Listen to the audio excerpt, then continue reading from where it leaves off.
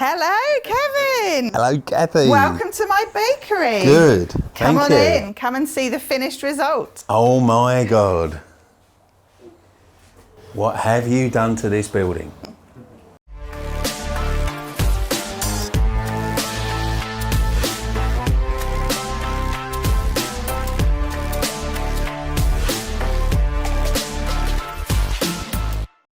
Hi, Kevin Wright.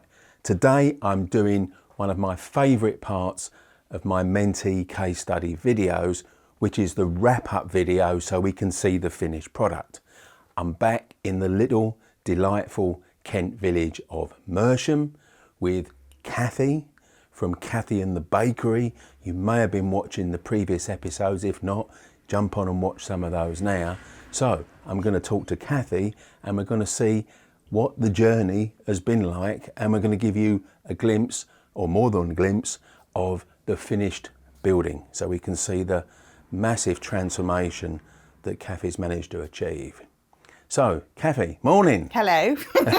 Good to see you back again. Yes, good to see you. It's been a long journey.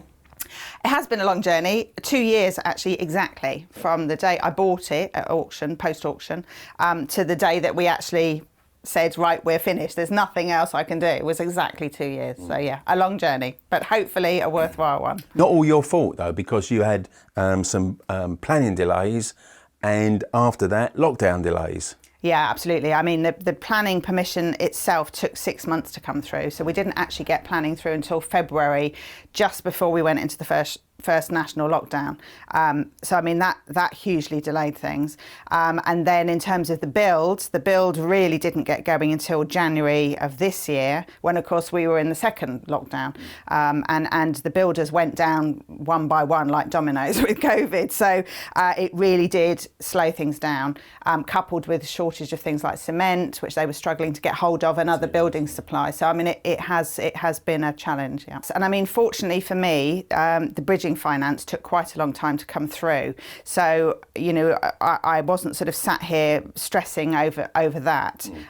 Whereas if the finance had come through on day one, I would be slightly more concerned at this point, because my year of lending would have just about to be expired. So no, I mean, it's been okay actually. We've managed around it. Yeah. Now, for anyone watching that thinks, hang on a minute, I thought bridging was fast.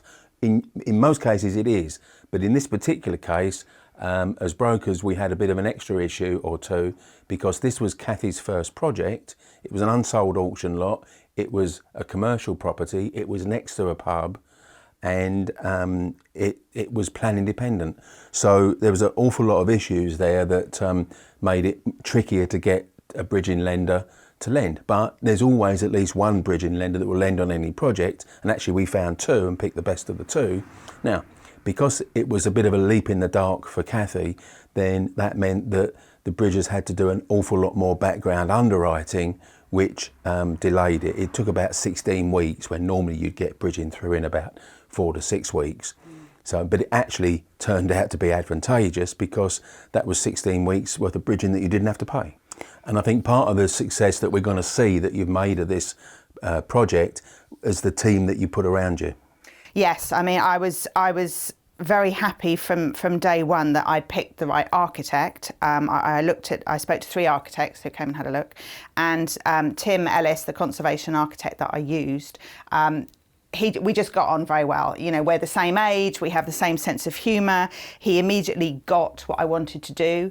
I was worried that perhaps they might think it was a bit too small of a project for them, but in fact he was on board from day one and very keen, and he's done a magnificent job.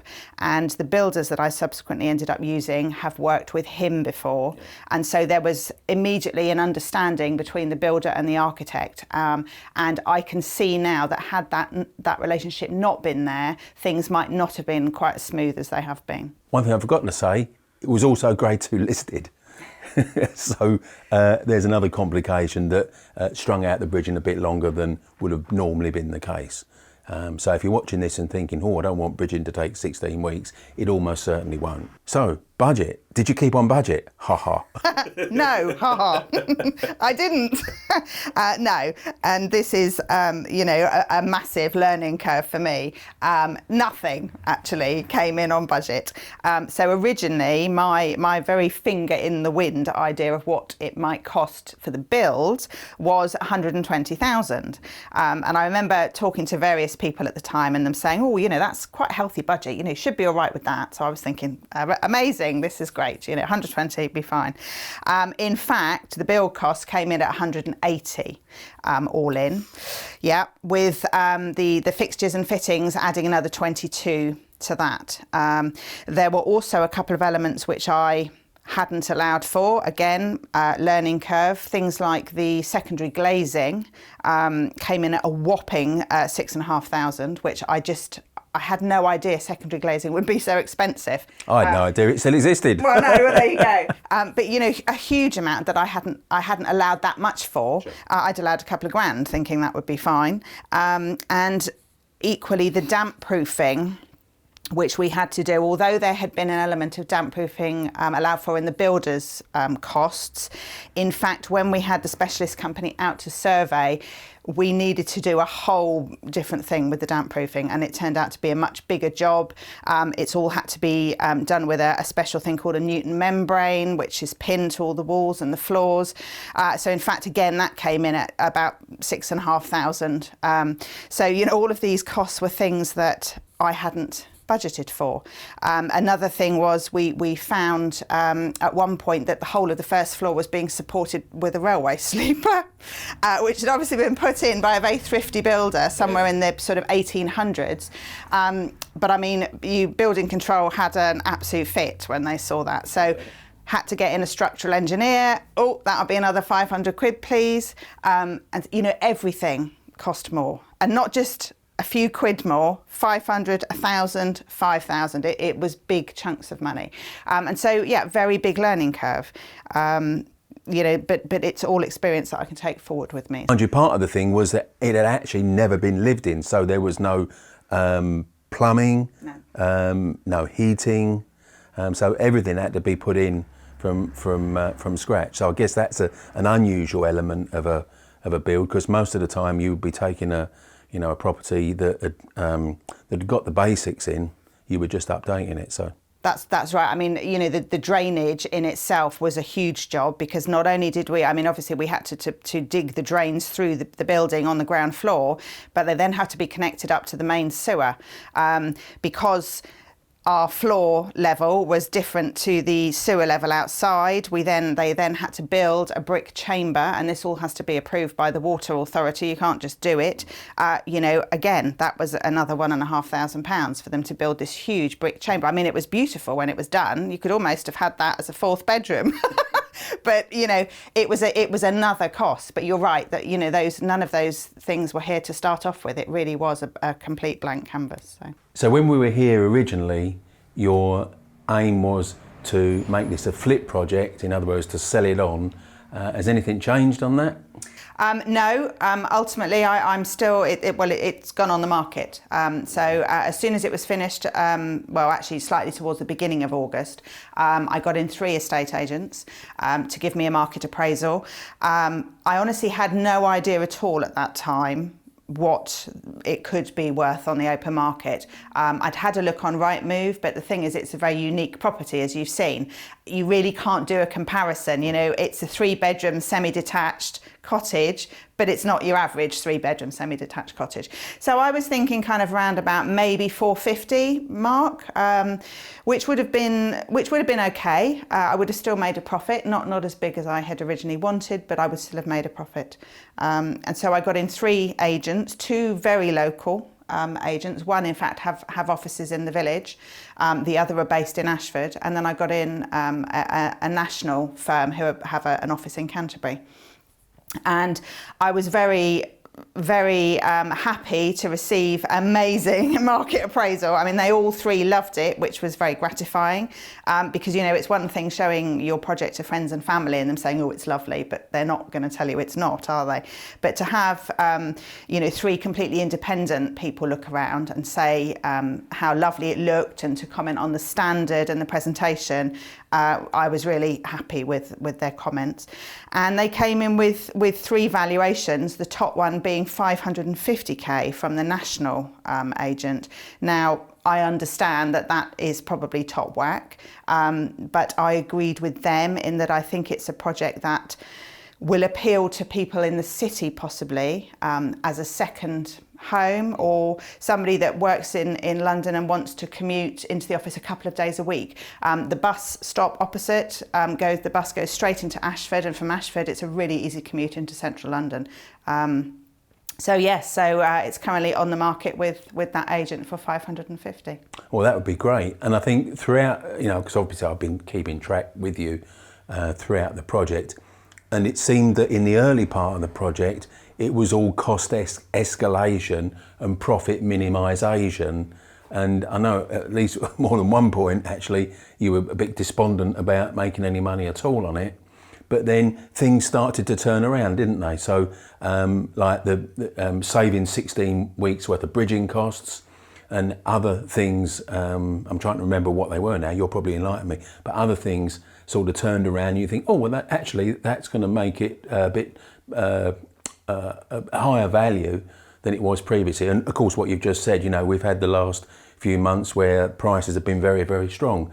So it's gone full circle, really. You overspend, or more or less eliminated a profit, and then you've actually got it back again, and possibly even more than you hopefully than you anticipated originally. Yeah, I mean, certainly, you know, at 550, if it sells for 550, that's 100 more than I thought I was going to potentially make. So, I mean, it's a huge change. And yes, I mean, I think it's fair to say in January of this year, I mean, I'm not good with January anyway. I find it a very depressing month. But in January of this year, really, I had enough. You know, we were in the midst of COVID.